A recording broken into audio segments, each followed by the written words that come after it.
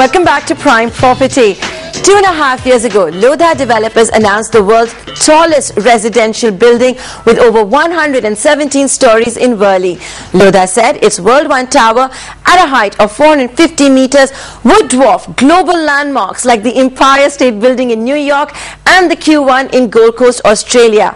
This tower will house 290 apartments, 64 villas with private pools and 17 so-called mansions on its topmost floor with interiors by Casa Armani. Joining us to talk a little more about this project now is the company's managing director, Abhishek Lodha. Thanks a lot, Abhishek, for joining us at Prime Property. My first question, is the company living up to its sky-high promises and are buyers buying into that dream? Sales at World One have now crossed 60%, and the tower is now up, close to the 20th floor. Things are progressing well. We've, done a huge amount of construction, very technically challenging construction, but working with some of the best brains across the globe. And ACC Simplex, which is a Middle East-based construction company, is doing the construction of World One. So things are coming along quite well. So how much are you selling units for at World One? Are prices as sky high as the tower? Units today start off at about 11 crores and they go all the way over 70 crores now. Current prices are in the range of about 40,000 rupees a square feet. You said you've completed 20 stories. By when do you anticipate completing this project? We've estimated that we'd be completing the project towards the middle to late 2015, and people will start moving in during that period or early 2016, and we are reasonably on track on that. Now, one of your selling points has been Armani Casa's involvement with the World One. What all is Armani Casa doing, and is Giorgio Armani himself designed anything for you? How exactly is this working out? He's been very personally involved in this project, getting into the nitty-gritty of every element of the design. They're doing all the interiors, including the units, the common areas, etc. And so it's been a great process, interacting with a master like him and understanding from his team how to take the finest European design, marry it with Indian needs and Indian traditions, and get that level of finesse in execution, which is something that they are very demanding about, and we've worked very hard to ensure that the same quality that they would get in Milan is delivered in Mumbai.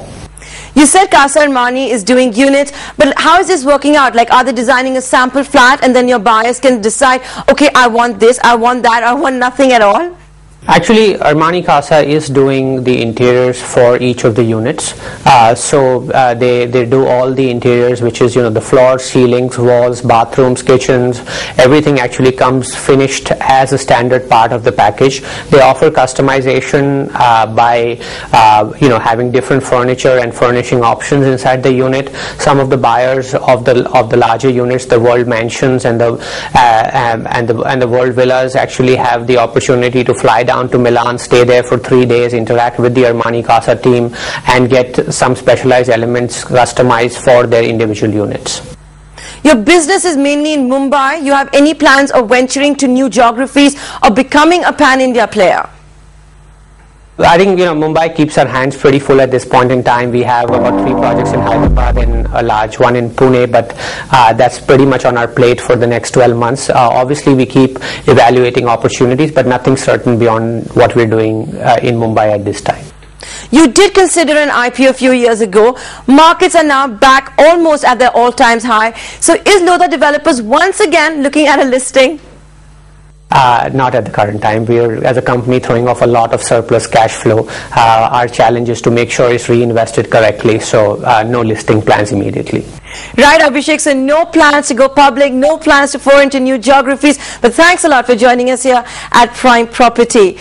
Now let's talk about another Mumbai-based company, this time NBFC Dewan Housing, which is facing rough weather on account of its alleged connection to HDIL, which continues to face selling pressure in the stock markets. Kapil Vadhavan, the promoter of Dewan Housing, has been denying rumors of having bailed out HDIL promoter Sarang Vadhavan, who is incidentally his cousin. But the rumors of Dewan Housing hold a significant amount of HDIL's pledged shares refuse to die down. We asked Kapil Vadhavan for an explanation. Whether the negative sentiment gets carried forward to the stock or no, is a separate issue. I think what I'll clarify here is that these are two independent groups, two different entities, two different public listed companies with no connection with each other.